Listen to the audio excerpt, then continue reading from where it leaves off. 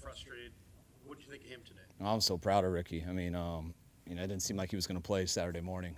Just talking to him and stuff, and he's been battling through some stuff here since he's come back, and for him to find a way to be able to play today, I could tell he zinged it early in the game. I think on his first catch, or maybe it was a screen, I can't remember, but you can tell he zinged it again, but didn't disappear, kept battling through it, and came up huge for us.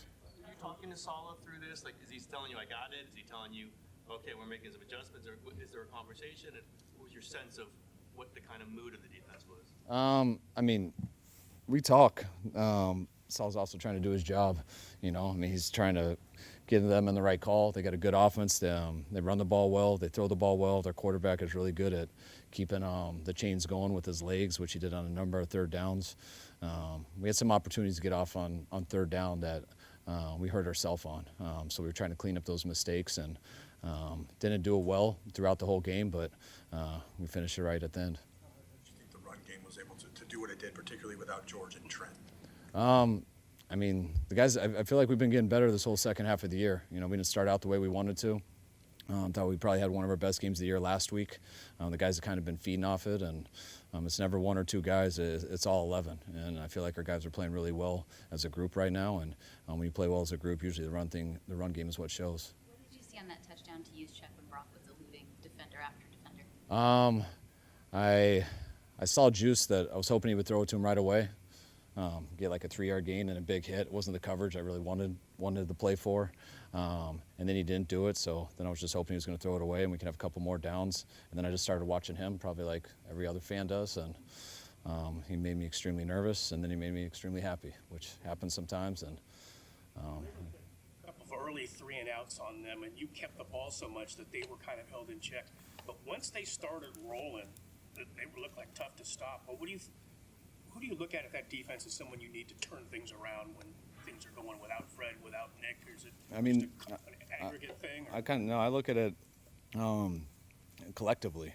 I mean, once we lost those guys, it's been a group deal, and guys take their turns doing it. It's all about getting them to third down and getting off the field on third down, and we did that there in the first half, and we were able to control the clock. That's what allowed us to overcome the pick six on the first play. But there was a 3rd and 14 where we should have had a soft cloud, get him to at least 4th and 5.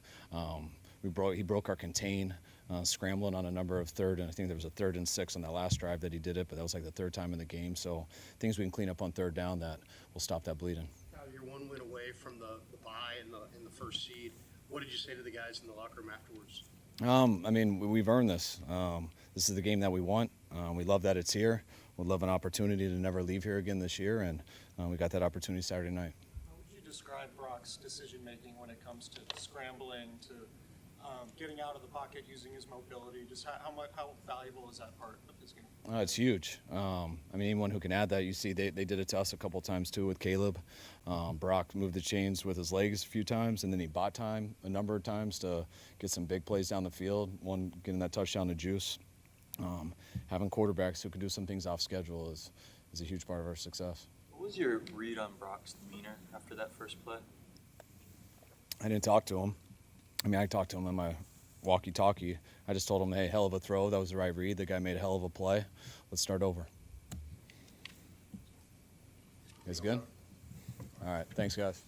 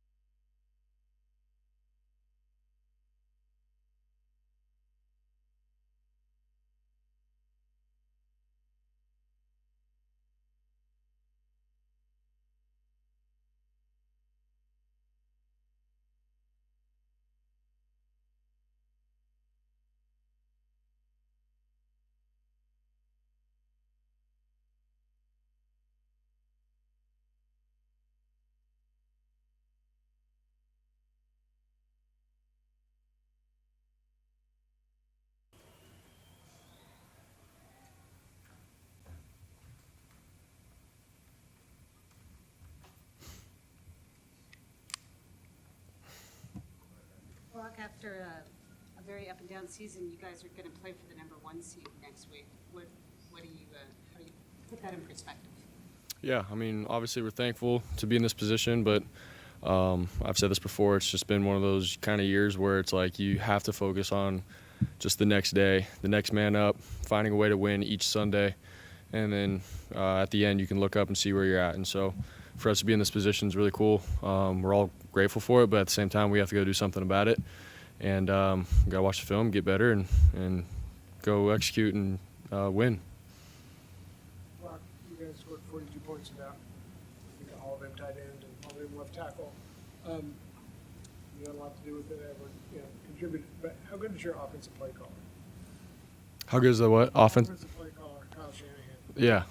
I mean, he's a Hall of Fame coach. So, I mean, to be able to have him draw up stuff and scheme stuff up for us and put guys in certain positions and for us to just go out and execute, be on top of our stuff every single play, we're grateful to be playing for him, man. So, obviously, every single week he goes all in and gives everything he's got for this team, this organization, to make sure we're put in the right positions and to go out and have a chance. And so anytime we step out in the field with him as our play caller, man, we're always going to have a chance. What's your sense of how Austin Pleasants did at left tackle for virtually the whole game? Yeah, I mean, did amazing. Obviously, to have Trent go down first play, it's like, dang. And for him to then Austin jump right in, and he's a guy that we all love. And over the year, he's just been great in our locker room and just one of the boys on the bus. Like, everyone loves him, and he's done a great job just being ready all year. So for him to go in and play well like he did and allow our offense to keep rolling and not lose step, it was huge. So we all got his back, and he's going to keep getting better too.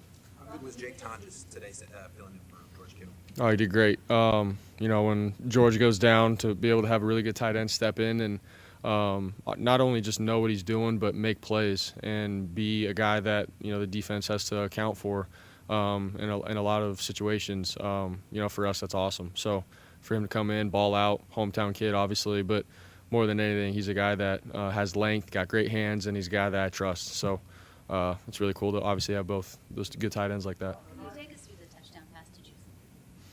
Yeah, I mean, it was obviously a bootleg and just one of those things where the defense sort of did a good job covering it and just tried to make a play, keep the play alive. And then obviously when I cut back in, defenses tend to, go in to in cuts on scrambles. So just trying to keep the play alive and saw Juice in the corner. So it was cool that he had his antenna up too right there in that moment. And obviously he scored, and you just try to give the team momentum and celebrate. So it was a cool play. Game on the line, the Bears have a potential to score to win the game. What's going through your head? Are you praying? Are you even watching the play? Yeah, I mean, I was praying that whole drive. Not only that, just like pulling for our guys, man, because it's been a crazy year, and for all those guys on defense to be able to step up and be able to compete their butt off, man, for them to finish out the game like that, I was so happy for them. But obviously, I was sitting there not really being able to do anything but watch, and for them to do a great job with the defensive line containing Caleb and the boys doing a great job in coverage and then throwing the ball short, and then to be able to celebrate, it's a cool team win, man. There's nothing like that, so I thought it was special. The touchdown throw to Juwan, he was #1 in your progression, and did you expect that there'd be a lane there for him to get moving? Yeah, I mean, I was just excited that we got that look and for him to have space back there. And then I was just happy that we got a completion and ready to play the next play, but then obviously he cross-courted it and kept going. I was like, is he going to get in? And he did. And so, JJ's a baller, man. He's a warrior. You give that guy a chance, he's going to give the team everything he's got. And at the end, he made a couple moves and scored, man. So, shout out our boy. Brock, how much fun were you having playing tonight? It seemed like, 5 touchdowns for you the second straight week. It seemed like you were just having a blast out there. Yeah, it was fun. For us, it's not even just like, I'm gonna just go have fun. It's like I gotta do my job, and once I do my job and execute it, we score, then you can have some fun with it. But I think more than anything too, we got such a good group of guys that KB, JJ, D-Rob, all these fun receivers that bring energy to our team. So when we do score and we're executing, it's always a good time to be able to celebrate with them and feed off their energy. So, and that's our whole team, man. So it's been a crazy year. It's been a fun year, but obviously we got one more game for the regular season to lock in, and we got to go do our job. When you're scrambling or making plays outside the structure of the offense, how much of that is something you mentally prepare for, like during the week? Like, is that part of your preparation, or at that point, is it just all kind of natural instinct? Yeah, no, it's sometimes we'll like have a play drawn up and whatnot, and we've seen some defenses like run right up the field, and it's like, okay, be ready just in case our look isn't there to use your legs. But it's never, going into a game, hey man, I'm gonna scramble my butt off here and this and that. It's just one of those things where if it happens, it's football and it's gonna happen. How can I be smart outside of the design of the play, but also have my eyes downfield because guys are moving and working, and there are explosive plays out there. So I feel like it's something that I've sort of continued to learn as I go, and it's part of my game. So hopefully we can all be better as a team and as an offense moving forward with that. Kyle said on you guys last time, he was trying to thread the needle a little bit as far as trying to score with as little time as possible, score a touchdown. Obviously, that's hard to do. Is he communicating that with you, or are you having awareness of that, or are you just like running the plays and just trying to score touchdowns? You talking about like before half? No, I'm talking about the last drive. Like you scored with 2 minutes, 15 seconds, or whatever, and people are like, uh-oh, you scored too fast. So he was saying that he was trying to score as late as possible, but obviously, it's a hard thing to do. Yeah, I think we've talked about certain situations where you obviously don't want to give the offense on the other side of the ball a chance, and so with that, it's like there's certain situations where we know that we want to bleed the clock and score late. That's like the perfect world, but at the end of the day, too, man, like if the defense gives you an off the score, you got to go take it. And I thought JJ did a great job with that. Our offense as a whole did a great job with that, and you can't apologize for that. So, yeah, to answer your question, like he does tell us ahead of time in certain situations, not every single time, but we all understand that that's sort of what's at hand. So, you had a question? Yeah, Kyle said on that pick, you used to pick six. Kyle said he told you that was the right throw to make. The guy just made a good play on it. Did that make him telling you that and you knowing that was the right play to make? Did that make it easier for you to smooth past that? Yeah, I mean, I let the ball go, and I thought there was a window there and a hole there. Corner just made a good play. He was aggressive on the first play of the game, and it's just unfortunate that, obviously, for our sake, the ball got tipped up and they scored off it. But for me, it's, you can't lose confidence because I did my job. I was throwing the ball where it needed to be. Defense made a good play, so you got to tip the cap, But it's early in the game, so you do have to flush it and be ready to play a whole game after that. So that was a first for me. But thanks, guys.